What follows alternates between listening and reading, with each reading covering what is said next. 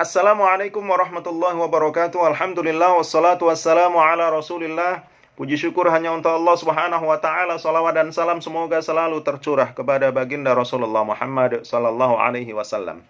Sahabat renungan Islam, suap dan korupsi merupakan perilaku yang melanggar norma, etika dan hukum.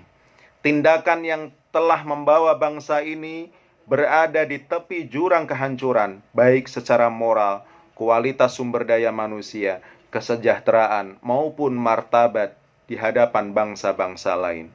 Sayangnya, perilaku ini telah menjadi bagian dari budaya sebagian masyarakat di Indonesia, baik dilakukan atas nama pribadi maupun institusi, baik terjadi di lingkungan swasta maupun birokrasi pemerintahan, dari level paling bawah hingga paling tinggi. Orang-orang melakukan suap untuk mendapatkan pekerjaan, jabatan, memenangkan tender, mendapatkan perizinan, mengurus dokumen, dan lain sebagainya. Lembaga peradilan di negeri ini pun tidak lepas dari kasus suap. Banyak oknum penegak hukum yang tidak kuasa menolak godaan kemewahan, hingga kasus hukum diperdagangkan, dan pintu masuk bagi terjadinya kasus penyuapan pun terbuka sangat lebar. Di antara oknum penegak keadilan yang kerap kali diketahui menerima suap adalah hakim.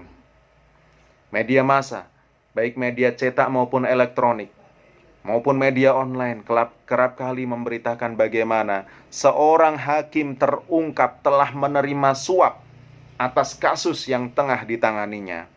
Betapa miris keadaan ini. Bagaimana di sebuah negeri yang mayoritas penduduknya adalah muslim, bahkan negara dengan penduduk muslim terbesar di dunia, kasus suap begitu marak terjadi. Seperti makanan sehari-hari, tidak dapat dipungkiri bahwa di antara hakim dan pejabat yang akhirnya terungkap telah menerima suap dan diseret ke meja hijau adalah seorang muslim. Lantas, hakim yang menerima suap hukumnya dalam Islam bagaimana? Di dalam syariat Islam, suap merupakan suatu hal yang diharamkan, bahkan termasuk dosa besar, baik bagi pemberi maupun penerimanya. Ar-rashi wal murtashi finnar. Al-Quran dan hadis banyak menerangkan mengenai larangan untuk menerima suap. Walaupun tidak semuanya dijelaskan secara tekstual, ada juga penjelasan mengenai larangan menerima suap ini yang disampaikan secara kontekstual.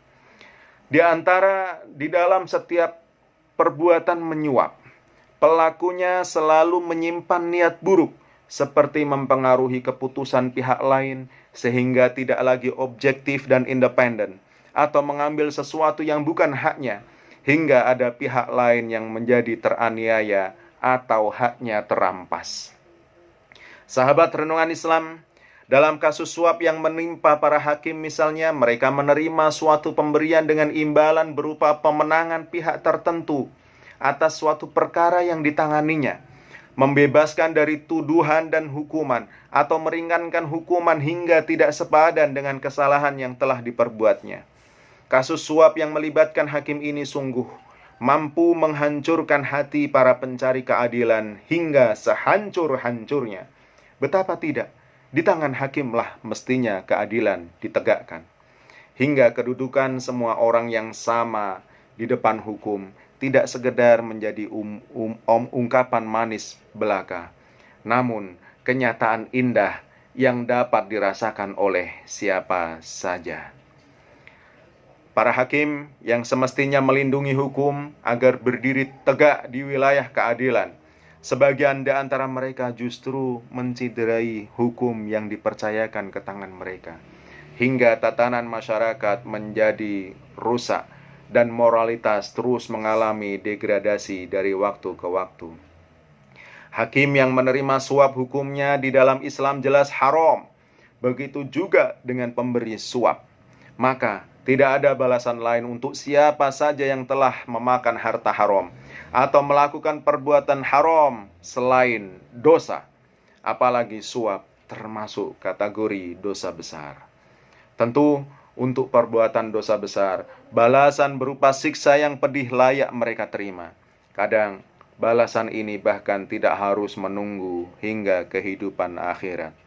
Di dunia pun azab itu telah datang dalam bentuk aib yang terbuka, kehormatan yang hilang, dan harta yang terkuras.